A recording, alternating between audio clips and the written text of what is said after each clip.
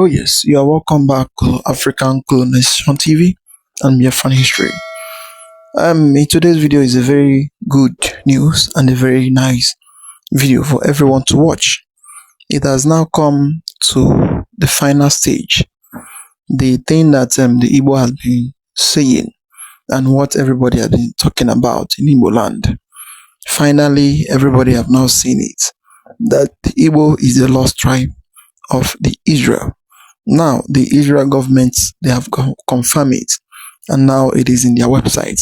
According to the headline, it says, Israel confirmed Igbo lost tribe connection.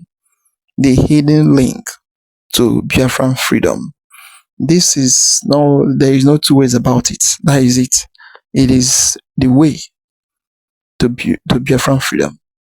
This is the direct way to freedom. That is why you see the country, it is shaking.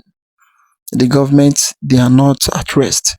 So their mind is bubbling every day because they don't know what to do. They don't know the next step that Israel or America will take for the thing that is going on. Just that this issue of Iran and Israel war and also the US, it is now they are into war. So they have not have much time to focus on what is going on in Nigeria. But we believe that very soon their eye will be on Nigeria and they will focus on what is going on in Nigeria. But this move of accepting Igbo to be the lost tribe of Israel, it is a very big celebration, and it is historical because something everybody has been expecting for them to have done for a long time. Finally, it has now come to life. So everybody have now seen it, that Igbo is truly the lost tribe of Israel. And it is not issue of how come. Is it true? So in this video, our brother is going to explain everything the way it is. And then you are going to watch the video also. And you're going to see everything, how it is going. So don't skip any part. As about to watch, like, subscribe, and make sure you share it to go around. Let others see and also celebrate with it. And also confirm that Igbo is the lost tribe of Israel. A shocking revelation now. The Nigerian government is in panic as the Israeli Prime Minister has come out to acknowledge that the Igbos are the Jewish tribe in Africa and that they have been enlisted into the Israeli website officially. Now, sir, how can we react to this, sir? And then help them to also achieve the Biafra struggle, sir. Thank you for having me. I must say that I'm not surprised. This didn't come to me by surprise because every human being on earth have where they come from. It has been established severally that the Igbos are Jew. If you go to the government of Israel's website on their view on the lost tribes of Israel and who's from the house of Israel around the world, you'll notice one of the most common names in that report is the Igbo tribe, the Igbo tribe. And these are about 40 or so million people in Nigeria that self-identify as being Jewish. And now there's 60 Orthodox communities in there who have converted and are practicing Judaism, and the leader of the Igbo people ruling over them is trying to create an independent Jewish state, and they have a whole Jewish revival going there. It's fascinating, and the government of Israel is loving it, and they're supporting it, and Jewish people are making documentaries about it, and it's like the most exciting thing ever, and it's giving people a lot of biblical renewal. I just had a Lyft driver yesterday telling me about all this, and I was kind of like, all right, what? It's all true. What you're talking about? It's crazy. So your Lyft driver was Igbo from Nigeria? I'm so sure that's what he was saying to me. Yeah, all this stuff. He was saying that he said Israel's been supportive. So anytime I'm in Israel at the Western Wall and I see a Igbo man, I could tell because they're wearing Nigerian outfits. I say, "Are you Jewish?" He's like, "Yeah. How do you know?" And I'm like, "Well, bring it in. Give me a hug." No, that's what he said to me. He picked me up at a Jewish community center. He goes, "Are you Jewish?" And I went, yeah. He goes, this place, is this house of worship, or this is what is this place? And I told him what the JC. It's like, it's a community center. They do events. It's about a building community. They do all sorts of. They take people from all races. I said, yeah. He's like, I am from Nigeria. Igbo. He didn't say and when I said Nigerian, he's like, not Nigerian, Igbo. Yeah. Not Nigerian. I am Igbo. I am Jew. I am Jew, and we're trying to do what Israel did. They're supporting us. Then he started going on this whole thing. Yes, because Nigeria is just a name that the British threw onto the amalgamation of a bunch of different tribes there that destabilized the region and led to a genocide and a Holocaust of the Igbo people. Where in the 1960s, millions of them were systematically killed and murdered. Yeah, he told me about that too, but I was running late. So it's so this is so relevant because we have such a never again Holocaust theme, but these people had it. But what is mind-boggling to me, which I can't imagine why this is not in the news and not spoken about, is that a large chunk more. Do not forget that sometime 2015, some scientists from Israel came to Nigeria. Out of the whole place in Nigeria, they went to Inewi to do DNA tests. So it is not by circumstance, it's not by coincidence that the Igbos say they are from the Jew, or what they are from the Jew.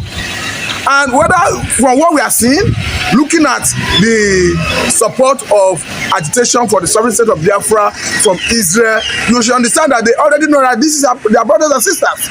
More so as we saw a trending video where a young Israeli was very emphatic that the same way Israel stood by the Biafra during the civil war, that they have not abandoned their brothers. They are still very much with them.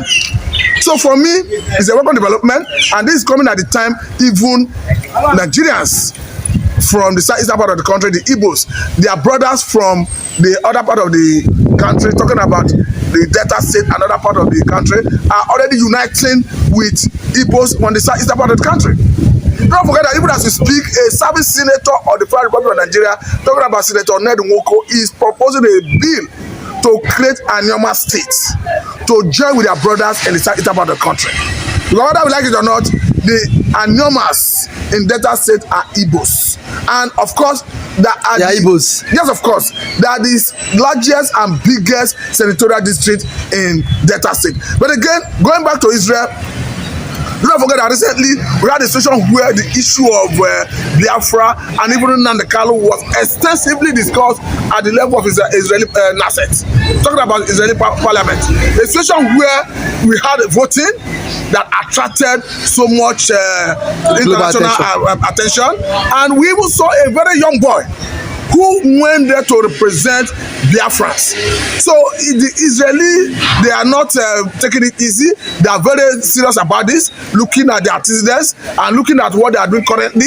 I think it's a win-win situation for every lover of freedom, because whether we like it or not, what is happening from Israel sequel to agitation for the sovereign state of Biafra is a welcome development for that sovereign state. But they have also said that they will help the Biafran to achieve or to actualize their freedom. Don't you think that there might not be diplomatic ties between Nigeria and the Israeli government if that is done, sir?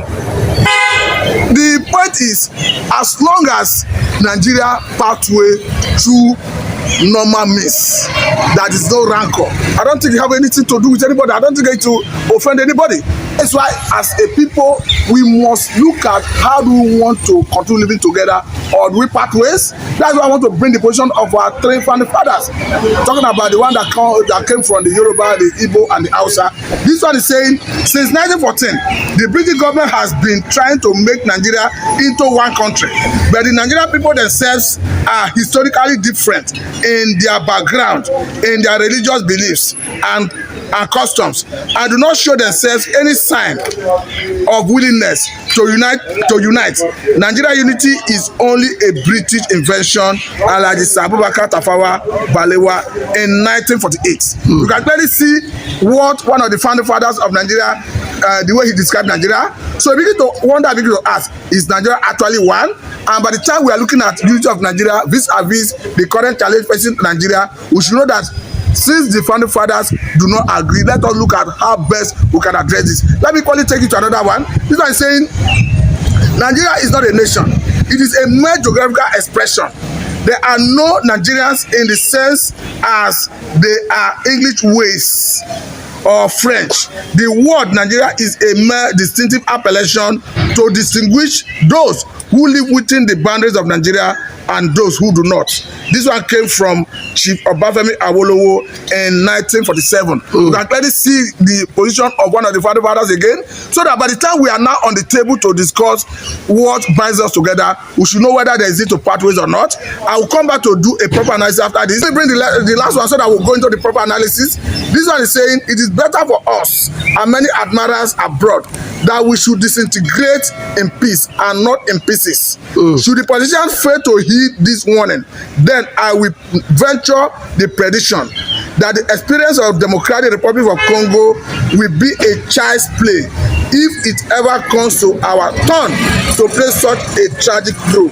This one came from Dr. Nnamdi Azikiwe in 1964. So you can clearly see the position of our founding fathers. That is why personally I'm of the view that there's nothing wrong in somebody agitating for secession so long as it's coming through self-determination. Because come to think of it, UN Charter, I think Article 20, subsection 1, is very clear that Nigerians have right of self-determination. They say this is applicable to African Charter of Article 1 that guarantees self-determination, and these two charters have been ratified in Nigeria. To that extent, it's a law in Nigerian legal jurisprudence. So, I think my own take is very simple, that it is good we come together as a people to discuss the unity of Nigeria, and if need be, we can decide to part ways as long as we are doing it within the ambit of the law as described by Eastern laws, both internationally and locally, talking about self-determination. But sir, Bashir Ahmed, the former media aide to President to President Buhari, late President Buhari, has come out to say that Israel is also a major problem to the unity of Nigeria, saying that why would Israel take side in supporting the Biafra nation rather than looking for a way to make peace in this whole struggle, sir? Are we saying there's justice, equity, and fairness in Nigeria? I have seen some Israeli, about two of them, who narrated their deeds in the hand of Nigerian security agencies. And according to them, many came to Nigeria in the southeastern part of the country to do documentary to understand the people of the Igbo race, who of course are their brothers. But unfortunately, they were arrested by Nigerian state. The video is online. By coming in. Yeah, so have they even, I'm talking about Nigerian government, have they been fair to the Igbos? We had a civil war that was declared no victor, no vanquish. But in that same war, you gave the people 20 pounds, irrespective of whatever they had in the bank. Is there fairness in that?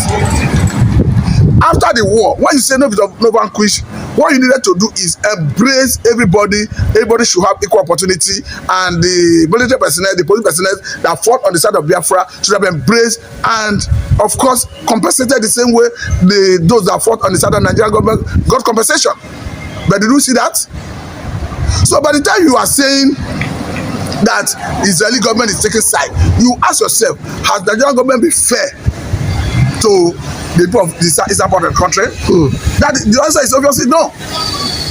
Under the last administration of Muhammadu Buhari, we saw a government that said the people who gave him 5% vote are going to get 5% attention. As a leader, that is what 5%. He did in his 8 years. So by the time you are blaming Israel, you should ask yourself, has Nigeria been fair to the Igbos? The answer is very clear. Is no. And look at what is happening currently. A situation where the military is lamenting about the apathy from the southeastern part of the country, their unwillingness to embrace the Nigerian army and build career in the Nigerian army. And I want to believe that that trend will continue for a long time. Because the question now in the list of Nigerian Igbo youth is, why is it that they don't ask us to come and join NNPC? Why is it that they don't come to ask us to come and join, of course, custom? Why is it that when it comes to the military, that is even, you cannot even guarantee they are the savior of their lives in the face of the current reality where terrorists are even giving them a deadly blow? That's the question that is in the list of many Igbo youths. So have you even seen that fairness for the Nigerian state on the when you talk about the Igbos? before you start accusing Israel of taking side. You don't blame Israel. These are people who have seen that they have their brothers in this part of the world who have not been fairly treated, and who are making frantic effort to ensure that their brothers here get fair treatment. The world is already a global village, you know. So they see what is happening. That is why you can clearly see an Israeli who was emphatic, telling the world that when before Nnamdi Kalu's adoption, that Nnamdi Kalu was in Israel. Yes, he was in Israel. Before he disappeared from the public space. So it is very clear that what Israel is doing is seeking to salvage their brothers in this part of the world. I think it's a normal thing, because nobody sees his brother crying helplessly and would not want to lend a helping hand. But why is the Fulanis more crying more than the bereaved? Because most of the Fulanis have been saying, even in Sultan of Sokoto, now that he's in Hajj, he is saying that the unity of Nigeria is sacrosanct. Nobody and no international community can divide Nigeria.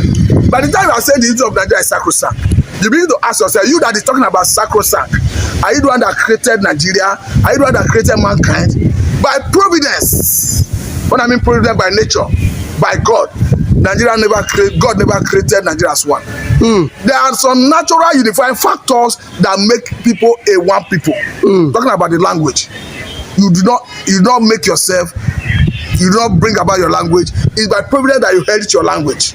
We are meant to understand, according to the account of the Bible, that it was when they were building the Tower of Babel that God had to use tongue to confuse mankind, so that they could not build that tower to come and meet him.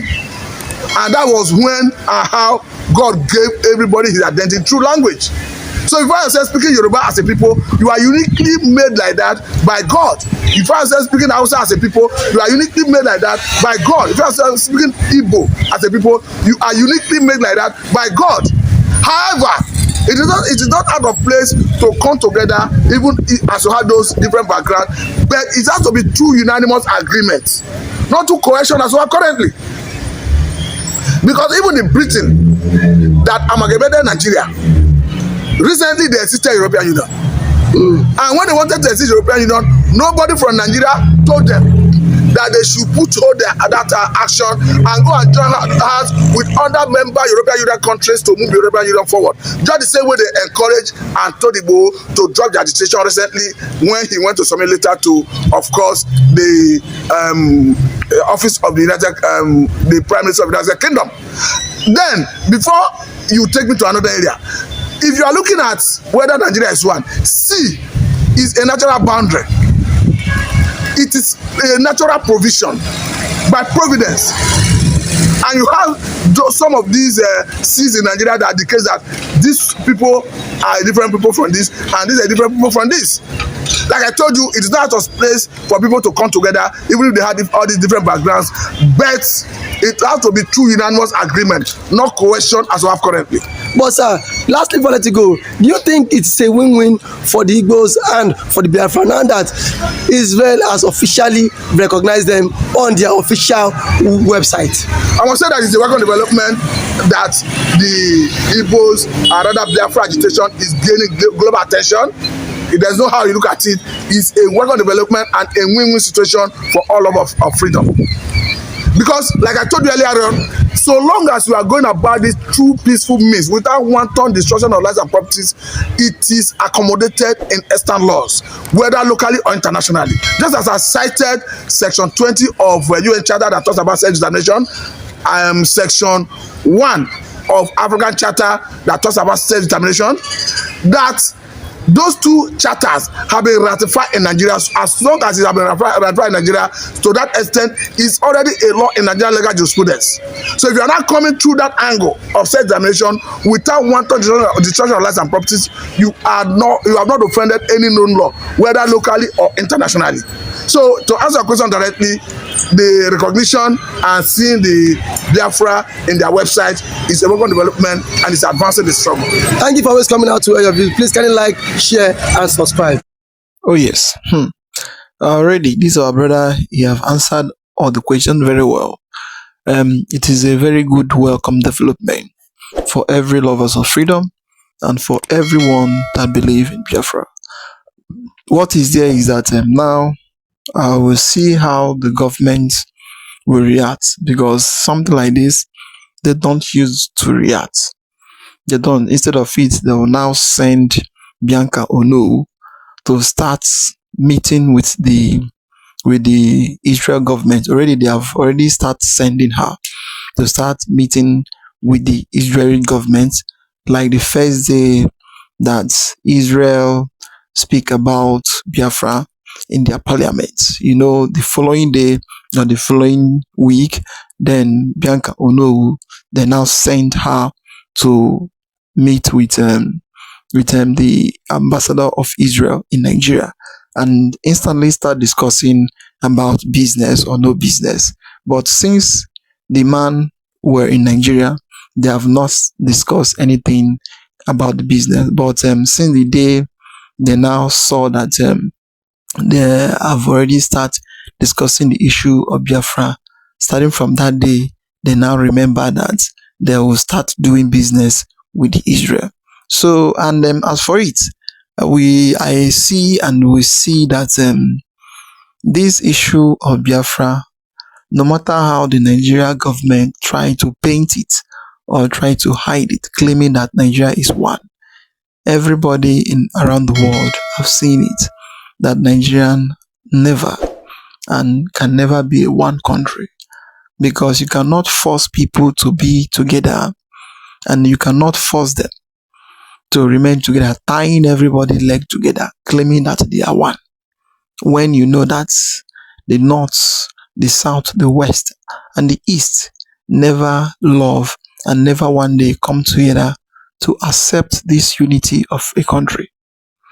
The people that structure Nigeria and that create Nigeria were the British. They do it for their company, they do it for their business, and they do it so that they can be running their business smoothly, so that without any fault or without any problem, without anybody interfering with what they are doing. And now when they wanted to leave the Nigerian coast, then they do what?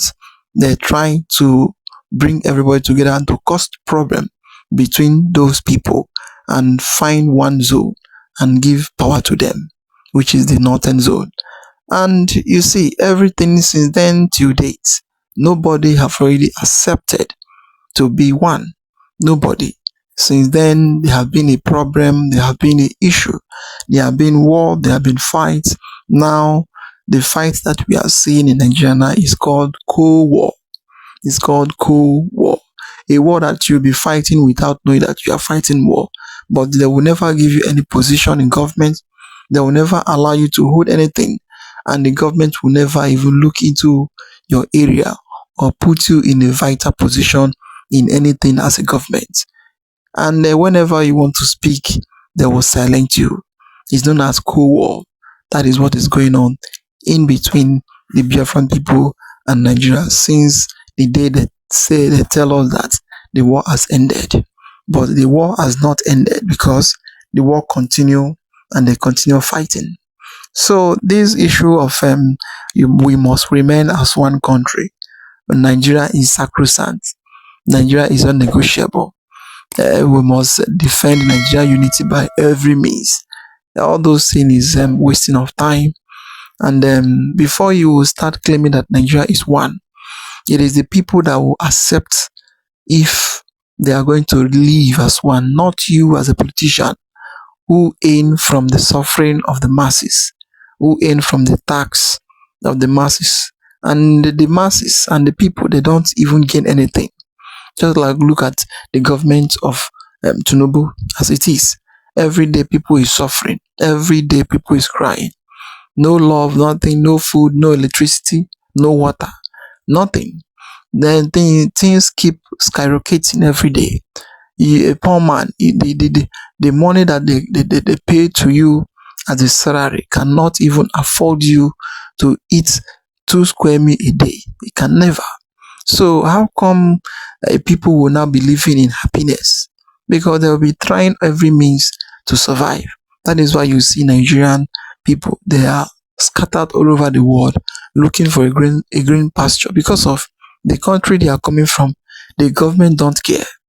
They don't care. What they care about is only their family members, and how they will get into power by all means. So if somebody will now be telling you that Nigeria must remain as one, must remain as one mean that Nigeria must suffer forever, without solution. There must be a solution, and somebody must come that will bring the solution. And either you bring the solution through dividing it, or you bring the solution through federalism system of government, or you bring the solution through leaving every zone to go and govern themselves. But still, they don't want to do it like that, and they still want Nigeria to remain as one. Well, what is there is that the move of Israel, and the move of Israel adding the Igbo in the Israel website is a very good development, is a very good news, and it is something that every Igbo man has been expecting, and every Igbo woman has been expecting. Finally, they have already seen that Igbo is one of the lost tribe of the Jew. So it is no more issue of how come, where is the evidence, or where is the proof. Now the proof is everywhere. The Israel government, they have now started debating about the Biafran people in their parliaments, and they have now started asking questions if Biafra will still remain in Nigeria, or if they will be on their own for peace to reign in the country. So a lot is happening, and also the issue of this banditry, terrorism, and rest of them that has already overtaken the whole place, and mostly the issue of Sharia. So some zone is claiming that they will never remove Sharia out of their midst, while the other people is saying that they don't need it. So in fact, the way the country is today, nobody can say anything apart from say let every zone be on your side, be on your own, and govern yourself the way you know how to, not forcing people to still remain as one.